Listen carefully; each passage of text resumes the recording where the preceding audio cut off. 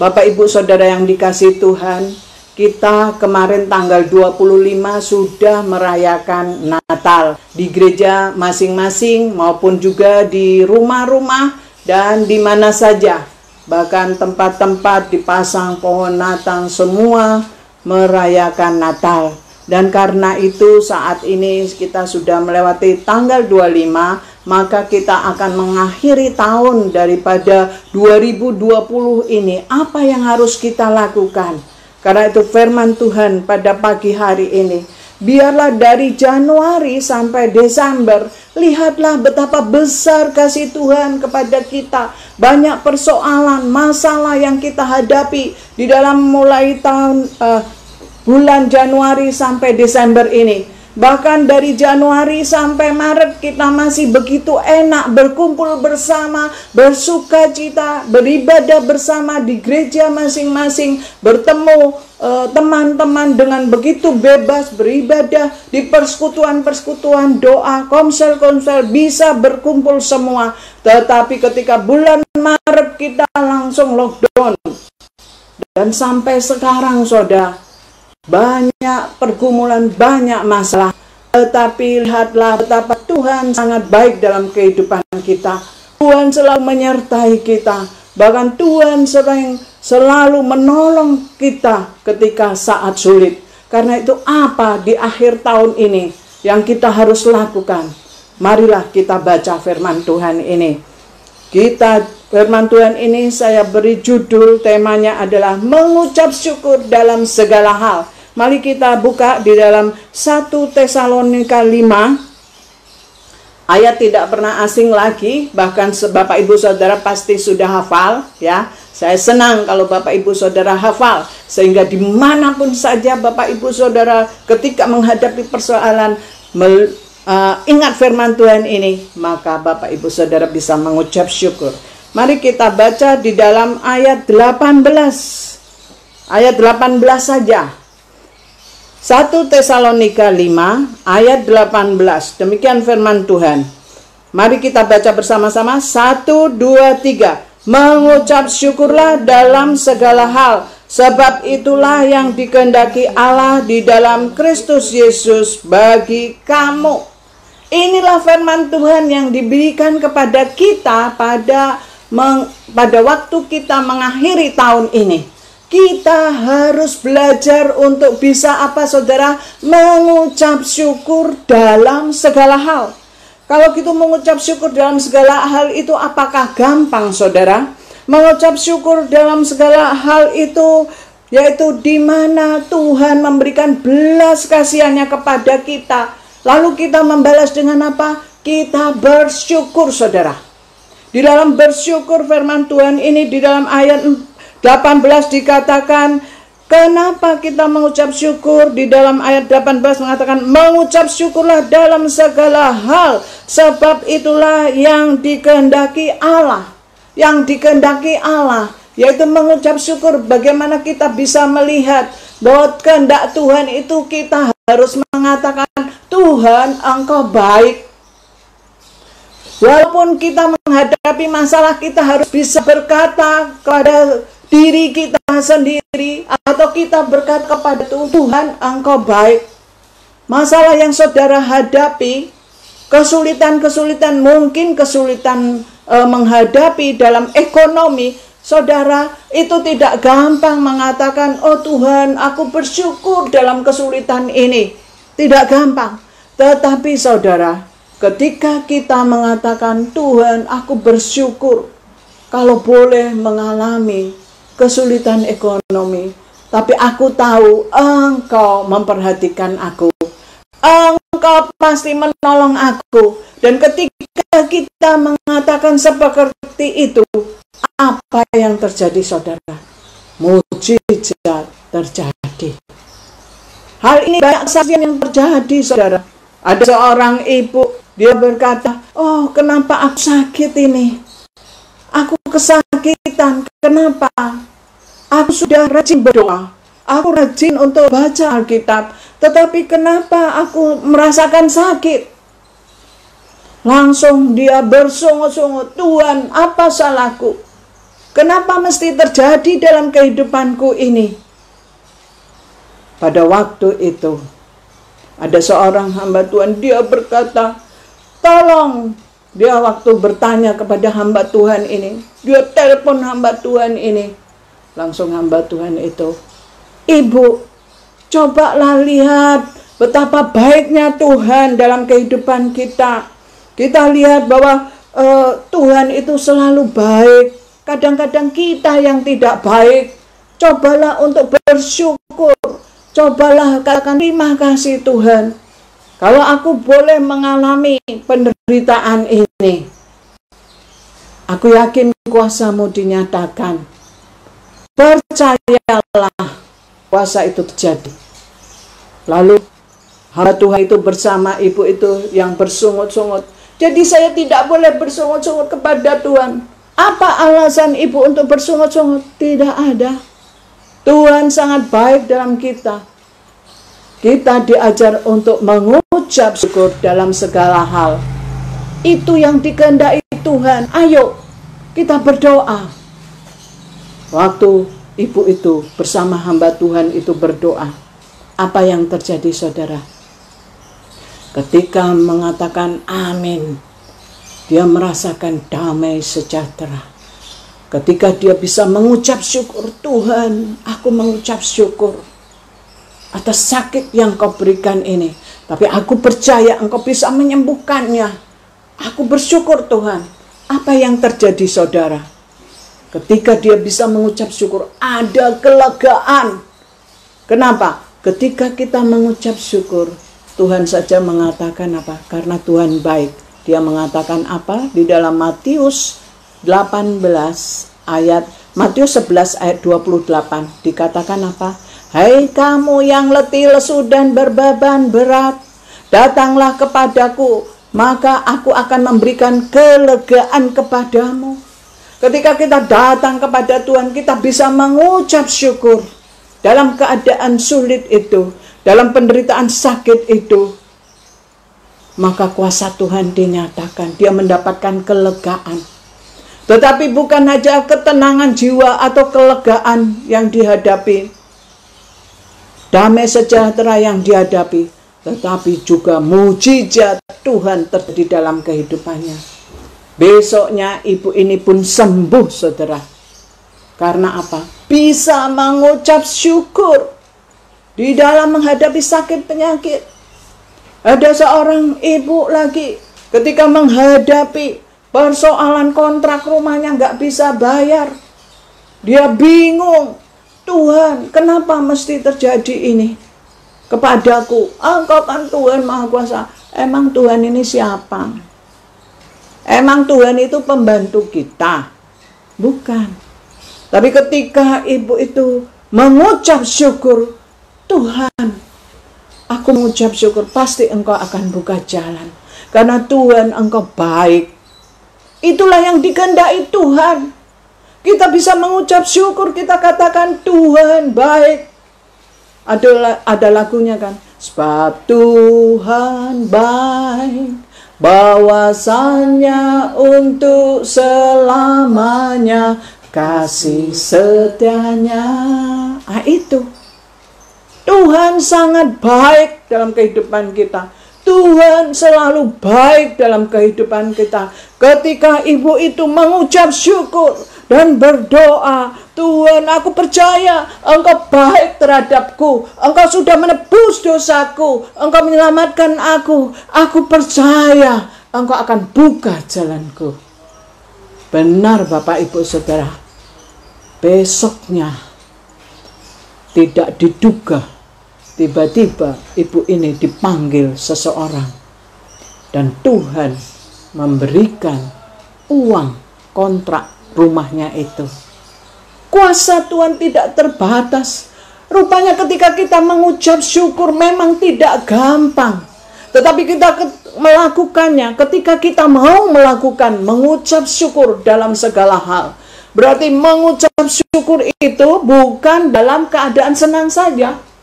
Oh, kalau ikan Natal saudara, kalau dapat parcel banyak, waduh mengucap syukur Tuhan baik, senang.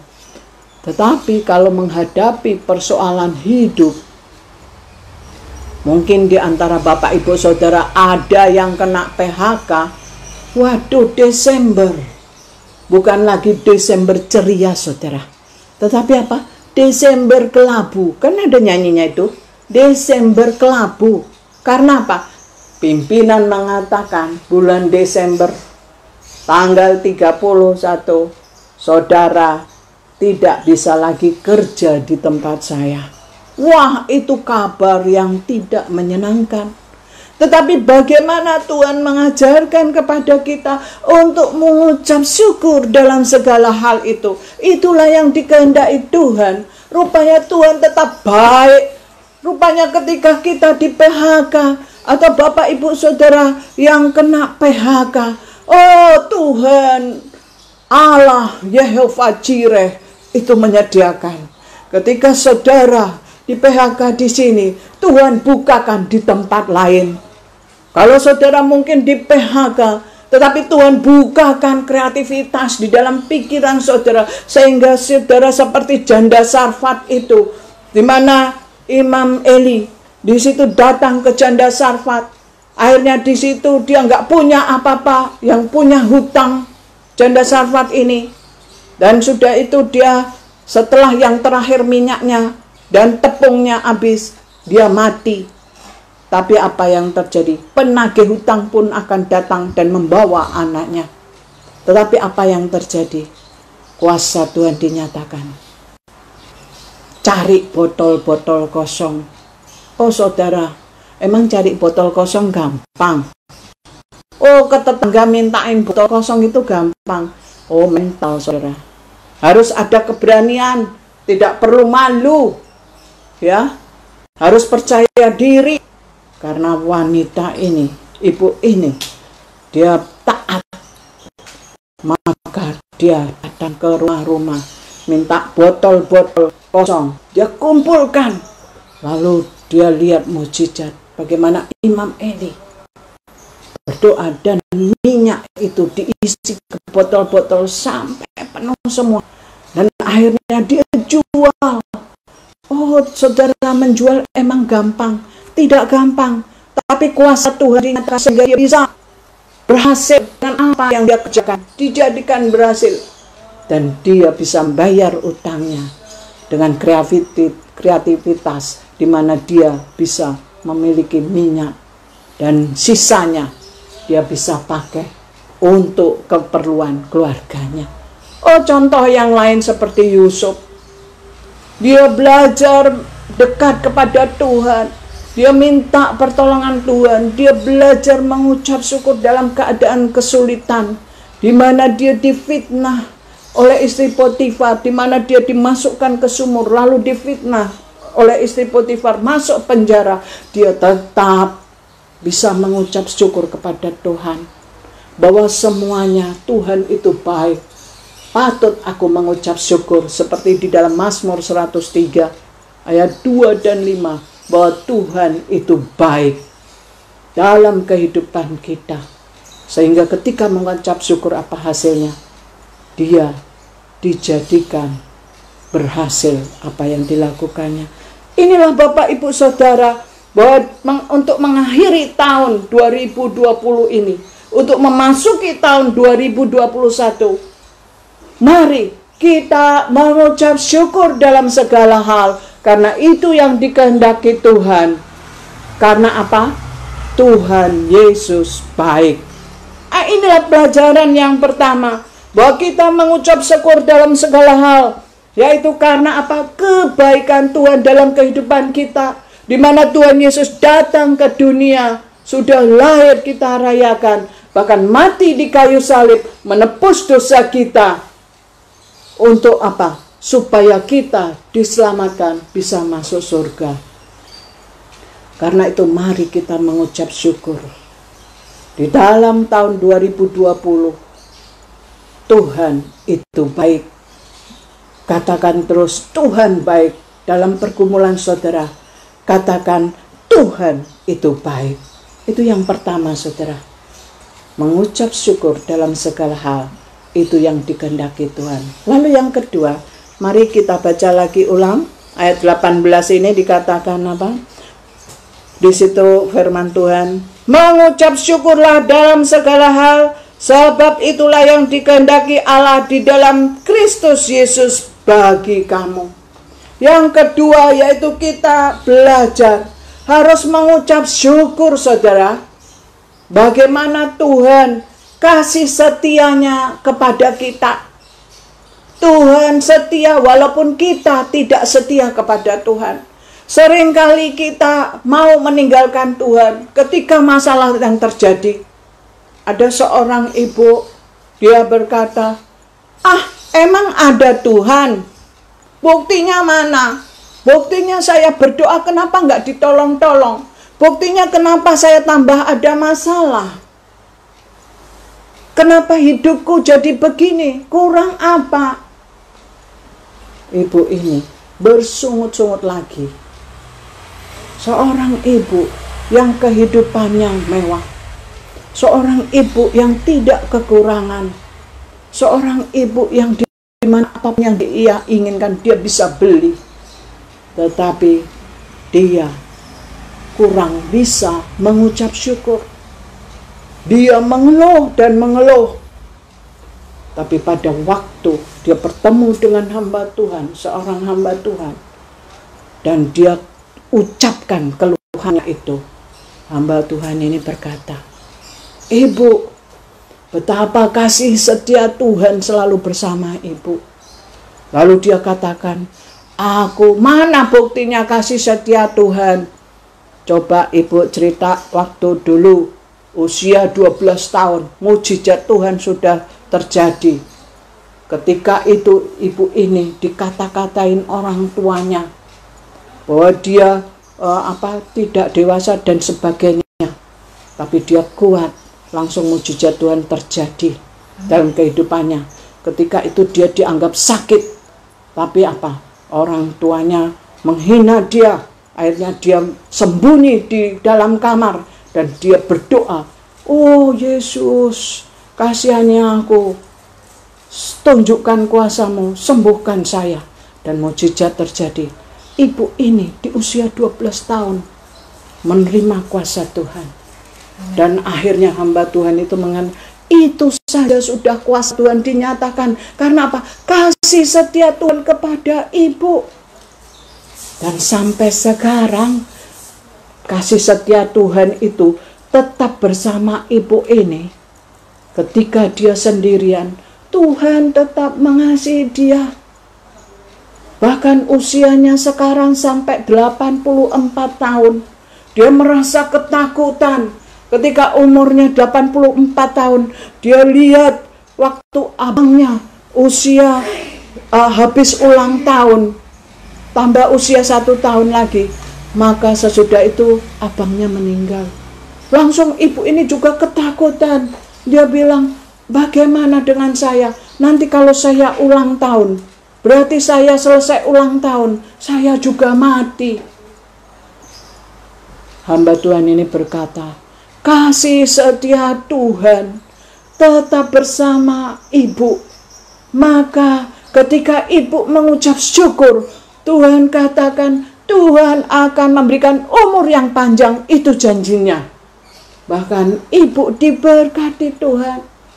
Di dalam Mazmur 91 dikatakan di situ, umur panjang orang yang takut Tuhan akan diberikan. Tuhan membentengi orang-orang yang takut akan Tuhan. Dan benar Bapak Ibu Saudara, apa yang terjadi ketika ibu ini ulang tahun, dia tetap sehat. Bahkan sehat sampai sekarang. Dia memuliakan Tuhan. Kenapa? Karena kasih setia Tuhan tidak pernah berakhir. Kasih setia Tuhan itu selama-lamanya. Amin Bapak Ibu Saudara. Jadi ketika kita mengakhiri di tahun 2020, kasih setia Tuhan tetap bersama kita, maka belajarlah kita untuk mengucap syukur dalam segala hal. Untuk masuk di tahun 2021, ayo Bapak Ibu Saudara saya ajak, mengucap syukurlah dalam segala hal. Jadi mengucap syukur dalam segala hal bukan hanya waktu senang saja, tetapi ketika menghadapi segala persoalan, kita bisa mengucap syukur dalam segala hal. Kita melihat yang pertama, kebaikan Tuhan. Yang kedua, kasih setia Tuhan itu selama-lamanya. Tuhan tidak berubah, maka kuasa Tuhan dinyatakan. Tuhan akan memelihara Bapak Ibu Saudara. Tuhan akan memberikan keberhasilan Bapak Ibu Saudara di tahun 2021. Yakinlah, walaupun masa pandemi COVID-19 mungkin belum berakhir, tapi kasih setia Tuhan tetap menyertai Bapak Ibu Saudara. Tuhan akan memberikan kemenangan demi kemenangan ketika Bapak Ibu Saudara mengucap syukur dalam segala hal dan mengandalkan hidup di dalam Tuhan. Itu adalah juga sebagai ucapan syukur. Ketika memuji Tuhan dengan segenap hati, itu juga mengucap syukur karena Tuhan Yesus baik. Dia lahir, bukan hanya sekedar lahir, tapi dia mati di kayu salib menebus dosa kita. Bukan hanya sekedar mati, tetapi dia bangkit dari kematian pada hari ketiga, naik ke surga. Bukan hanya di surga saja, tetapi Tuhan menyediakan tempat, dan pada akhirnya Tuhan akan datang kedua kali ke dunia ini. Waktunya sudah pendek, saudara. Karena itu, berjaga-jagalah, mengucap syukurlah dalam segala hal untuk mengakhiri tahun 2020 dan masuklah dalam 2021 dengan kemenangan. Karena ketika mengucap syukur, itu menghasilkan kuasa Tuhan yang terbesar. Mujizat demi mujizat akan terjadi dalam kehidupan kita. Persoalan demi persoalan yang kita hadapi, Tuhan akan memberikan kemenangan. Karena Tuhan baik dan kasih setianya untuk selama-lamanya bagi kita. Karena apa? Karena kita bisa mengucap syukur dalam segala hal. Amin. Mari kita berdoa.